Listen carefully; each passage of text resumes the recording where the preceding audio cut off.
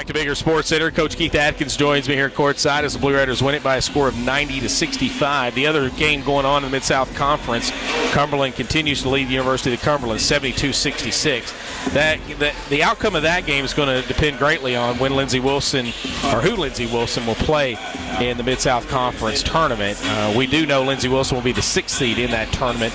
We'll talk a little bit more about that in just a moment. We'll talk to Coach Keith Adkins now. Coach, that was a pretty impressive performance, minus, as we've said all year long, a 5-minute stretch. But for the most part, it was a terrific shooting exhibition, a just all-and-out hustle from the very beginning. And that's exactly what we just talked about in the locker room, Chris. That was the first thing we covered. I said, guys, you wonder why I get so upset in a timeout, in a huddle like that. I said, first of all, I said, it's got to mean more to somebody else other than me. I said, it's got to strike somebody as, okay, we can't do this. Somebody's got to step up and be the leader out on the floor and not just look at me mad. And you're right, we can't. I said, you understand why I'm like that? I said, because we do that again in Pikeville a week from today, we'll be coming home that night. I said, you don't take 5-minute lapses and just have disregard for ball handling, disregard for shot selection, and then pick and choose when you play defense. I said, guys, it's 40 minutes, and you know, when not a knock on our team, but that's probably why we're right at a 500 team, Chris.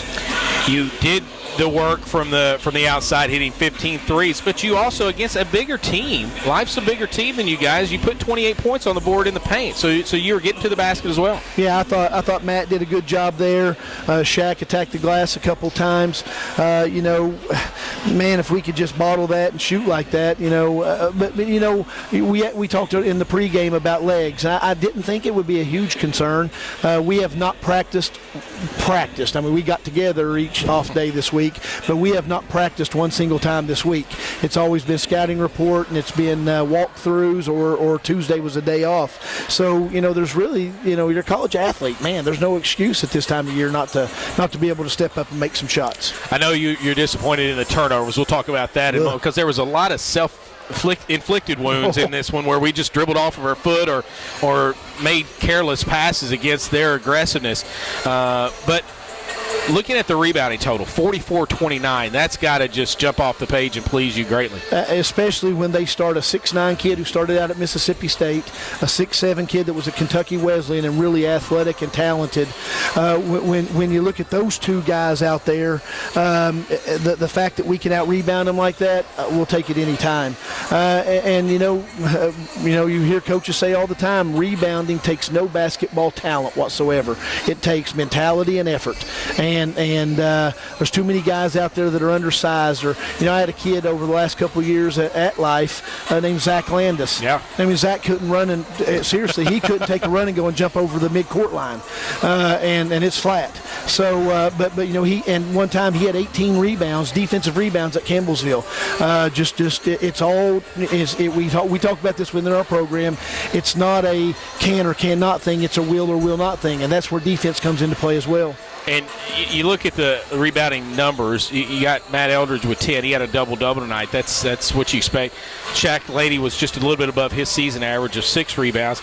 I would point to 2 guys. One, John Ostermer. He finished with 7 rebounds, was active, I thought, tonight. And then Peyton Cundiff with 8 rebounds off the bench. And he seemed to be flying to the ball everywhere. That's a perfect example. Peyton Cundiff is the perfect example of a guy.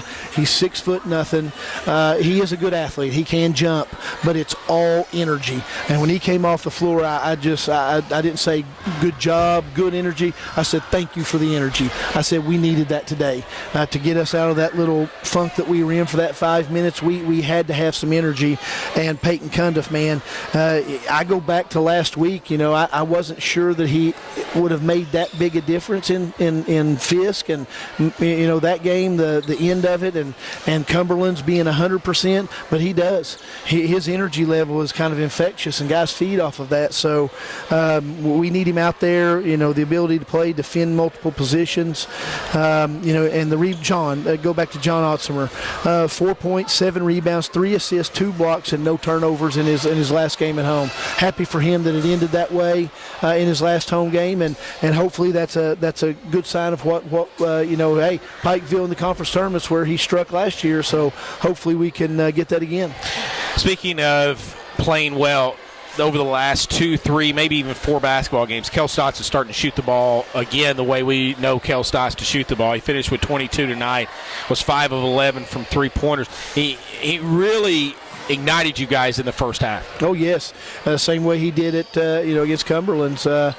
Just hit tough shots, too. A couple of those were deep. A couple were tough. And I think, all of a sudden, we asked him, we talk about this all the time, we asked him to do so much, early in the season because we were kind of limited here. We were limited there, and we asked him to score. We asked him to defend. And, man, he was just now coming out of the freshman year. All of a sudden, I think you're seeing the maturation of a kid who's going to be an all-conference guy. I mean, we talked about this the other day. Kids are going to score close to 900 points through 2 years. That's unheard of, to get that many points and play on a couple of good teams and have some good guys around you. So I just can't wait for the next couple of years with him. There's 2 big runs in this game for your guys. One in that first half, which led to the 18-point second half. They cut it all the way down to 5. And then after a timeout, whatever you said obviously worked because they turned the tables back on and sprinted away. I know you don't want to give up those leads, but if you're looking for a silver lining, you got to like the fact that your kids came back and pushed through. In times this season, at the end of the games, we didn't push through to the finish line. Yeah, no question. And you and I cover this almost every loss, it seems like. Like the other night at Cumberland's, we cover, great effort. We really fought. We battled. If it just wasn't for that 5-minute stretch. Yep. If we can cut, who knows what could happen if we cut out that 5-minute stretch that's not very good. So give our guys credit. They did. And, we got so many good looks. At halftime, I told Coach Starks, I said, you know what? I said, we took 18 threes and hit half of them. I can't remember the last time I looked at a stat sheet and said, we took 18 threes and a half, and I think all of them were open. I think all 18 of those were open shots, and that's team. That's sharing the basketball. That's not taking one when I know I can get a better one. And if we want, like we said, if we want to stay in Pikeville more than a day or so, then we've got to play like that. Yeah, 33 makes tonight, 20 of them assisted. Coach, talk about your defense just a little bit. You held a Life team that's averaging 82 points a game to 65 points. They're shooting almost 46% from the field. You held them at 37.5. Defense was pretty good tonight as well. Yeah, and daggone Connor Gamble, he gets loose for how many? Just 3. It seemed like he hit 7. And he's all of them were deep. I know, and that's why I recruited him there. He's a guy that if you don't limit his number of attempts, it's not the number of makes. Because if he gets off 7, I say, guys, he's going to hit 3 or 4. If he gets off 10, he's going to hit 5 or 6. So, it's one of those guys that you just got to limit. But the defense overall, that's 65 in this one, 60 in the first time we played them for a team averaging in the 80s. Defense wins championships, and hopefully, we can carry that into Pikeville next week. It's all effort. We've got guys with the ability to defend. Go back to my statement that it's not a can or cannot thing. It's a will or will not thing. We can. Everybody can play defense. It's will you put in the effort? And 2 other things we talk about within our program are desperation and urgency. I said, man, if there's ever a time that you've got to play desperate, you've got to play urgent. Okay, then it's next week because everyone can be your last. Yep. Lindsey Wilson will finish as the 6th seed in the Mid-South Conference. They're going to play the 3 o'clock Central Time game. We know that, just don't know who the opponent is. Cumberland continues to lead Cumberland's 81-77 with 1:36 left in that one. If this score holds, then Lindsey Wilson could play this Life team again on Friday. No, Saturday. Again, that's going to be at 3 o'clock. Is it 3 o'clock our time? 3 o'clock Central Time, 4 o'clock Eastern Time. Yep. Yeah, it'll be the last last game of the day in the Mid-South Conference tournament. Coach, congratulations on a win. I know you like to sprint through the finish line, and boy, your guys did tonight, no doubt about it. Yeah, it sure is a winning season, and we want to be up in the 20s with wins. We want to go to the national tournament, but it's been a different year, and hey, give credit to the guys. Those two seniors, Shakar Slaney and John Otzimer, and then Austin Sparrow, our student assistant. The three just quality individuals, three guys that this program will dearly miss. Lindsey Wilson wins it here tonight. Thanks, Coach. I really appreciate it. Blue Raiders win it by a score of 90-65.